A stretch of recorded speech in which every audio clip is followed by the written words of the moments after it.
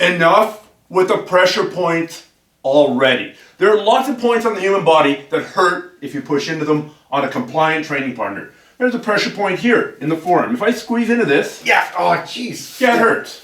But you want to make that not hurt? If I smack him across the face, that will not, and then go here. Yeah, man, there's no way. Yeah. There's no way. There's no way. Rage and adrenaline Oh, for sure. 100%. will make that go away.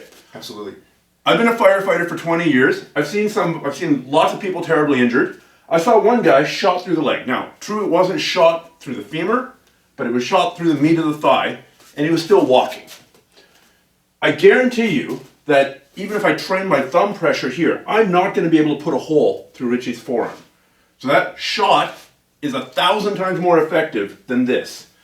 And if getting shot in the leg doesn't preclude you from walking, then pushing on this magic little pressure point isn't going to preclude you from punching me in the face or doing whatever, or making you let go of me. Therefore, you need structural solutions, not pain-based solutions. Pain sometimes works, right? I've seen people terribly injured who don't show the pain. I've seen people who got flicked in the balls like that and collapsed like they'd been shot with an elephant rifle. It's unreliable. And the more adrenaline is in the system, the more unreliable it becomes. Here's an escape that looks like it would work great in class. Get me in a headlock, please, Richie. We're here. I was taught this. Guy has you in a headlock, turn and bite him. I'm not actually going to bite you, but Yeah, that's creepy. If anything. take a chunk out of his ribs. It's not a bad technique, but in the heat of the moment, he might not feel it. It doesn't get me out. Meanwhile, he's punching me in the face. Meanwhile, he's getting his knife out and stabbing me in the eye.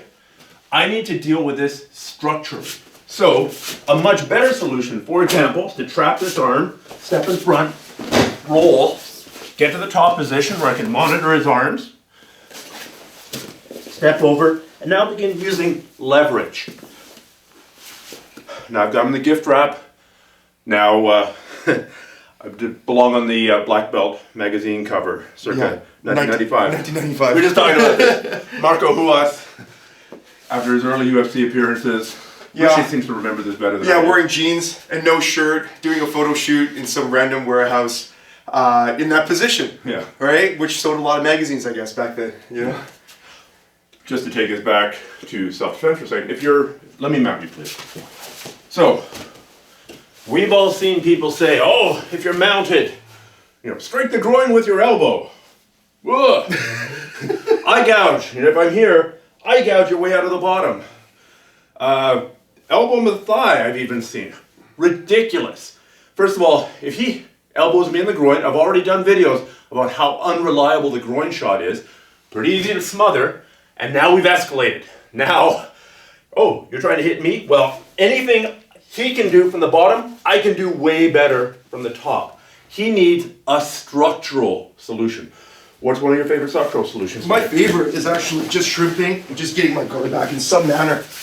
Right? That's absolutely my go-to. 100%. You've done that to me hundreds of times. For sure, we've done it to each other. And from here, you could fight or you could just stand up. Right, absolutely. Just do my technical stand up, create some space, and then jump in my car. Run me over. Yeah, there you go. Hit you with my Buick.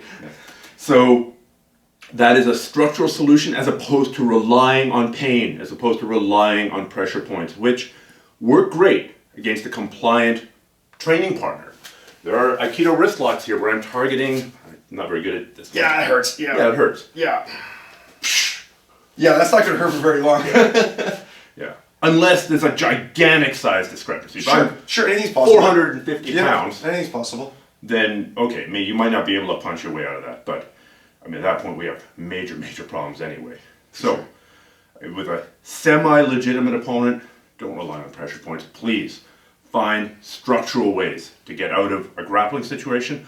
Find structural ways to free yourself, and then go back to running, go back to grappling, go back to striking, find an equalizer, whatever it is that you prefer to do, but don't try and pain your way out of a grappling situation. It doesn't work.